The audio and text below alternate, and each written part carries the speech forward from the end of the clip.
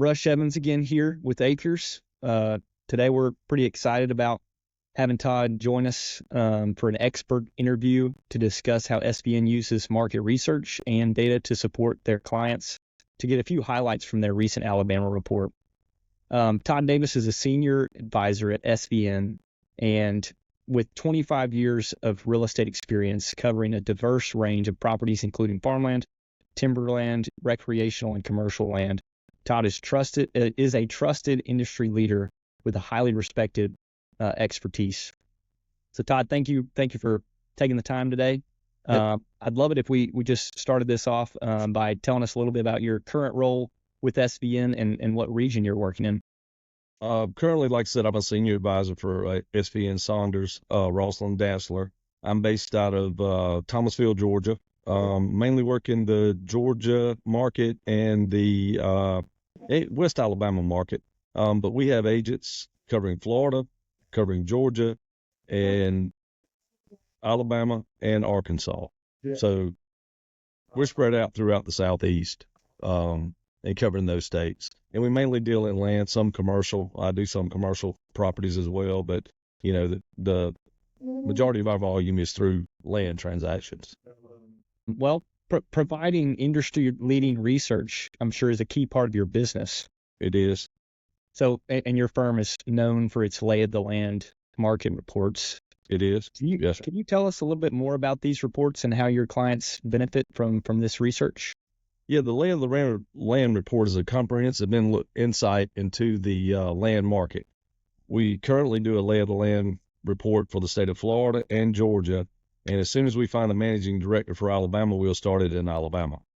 And what we do, we hire researchers, and they research sales every county of the state, and we compile all that data, not only sales trends, but we also market trends. And we compile all that data and put it into a publication called the Lay of the Land.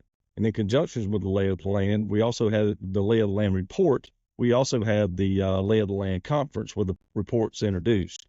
In Florida, we have a 2-day conference. We have expert speakers come in and speak on various topics from forestry to farmland, to development. Down in Central Florida,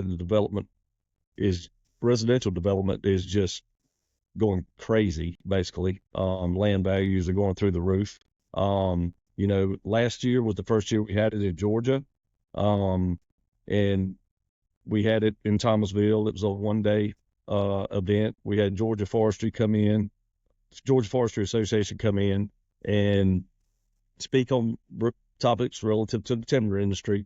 And then we had 2 local farmers come in and speak about the challenges of farming today. One being high inputs, low commodity prices. And what are they doing to overcome those challenges? So not only does the report give someone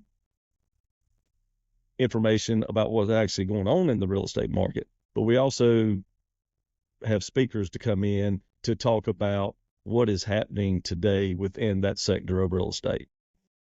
Okay. Yeah. Great answer. Good summary there. Kind of moving on to the next question, Todd. How are you using Acres data to support your research and clients? So it's one platform. You can run a broker price opinion and a property analysis. The broker price opinion, provides the maps, all the comps, so you can easily explain it to that client because you want it as simple as you can to explain it to a landowner. Then you have the property analysis, is where it breaks down all the wetlands, the soils, the topo, all in one report. Everything's right there, and you don't have to juggle between 3 or 4 different platforms to create these documents. You can do it in one shot, and most of the time you can do it in under 15, 20 minutes, and it's produced for you. And there it is, nice professional PDF, or you can share a link to the client. I mean, it's simple, easy, and very easy to understand is the biggest thing for the client because it explains everything out. Mm-hmm. And usually I don't have a lot of questions after I've sent them the reports. So, yeah. Yeah, that's awesome. Yeah. So how do you think that, I mean, just Todd, going off that a little bit more, how do you think some of those land insights and comparable sales from the eyes of the client help them understand your professional opinion being, quickly displayed and showcased there? Well, I'll say this, that we have found out that Acres has sales updated before most of the tax assessor sites have them updated. And Yeah. so that alone, it saves so much time.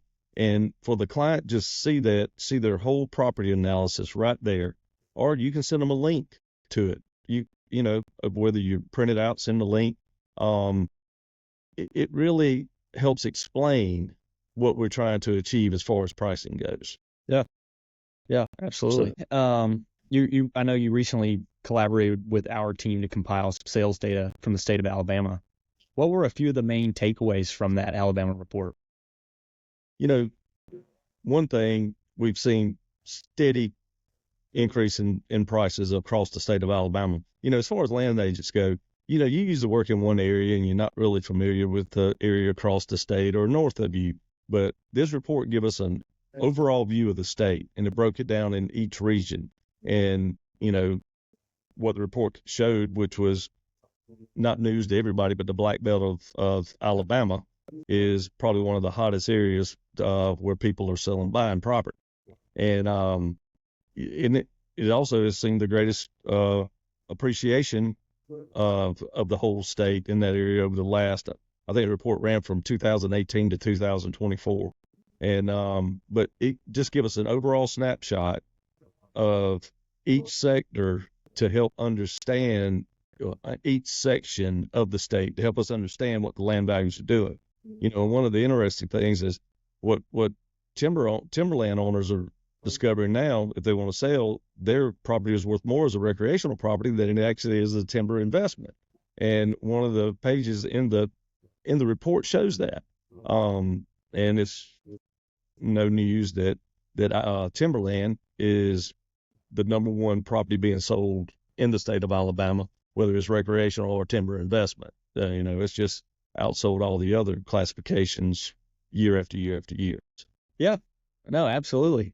Okay. Even on that kind of last note of, you finding out that some of these properties are worth more as a recreational parcel and piece more so than timber, I think that really feeds in directly to one of my next questions for you. As far as what are you seeing in the Alabama land market that investors should take note of? As compared to adjoining states, Alabama land is affordable and it's a great value. You look at Alabama, we pulled some comps on the property last week, Southeast Alabama. We pulled some similar comps in Georgia. The comps in Alabama come back at around $2,900 an acre. The same comps over in Georgia came back at about $4,500 an acre. And it's still good land. Alabama has great ag land, great timber land, great recreational properties. What's kind of driving the recreational properties is Florida landowners selling down there to a developer for $50,000 an acre and bringing a 1031 money into Alabama and purchasing recreational property. Or they could be moving their family up here. It's just, we've run into all types of situations, of that. Another thing in Alabama, property taxes. Property taxes are low in the state of Alabama, and they can help you maximize your investment over time. So, that's good. I pulled a comparison.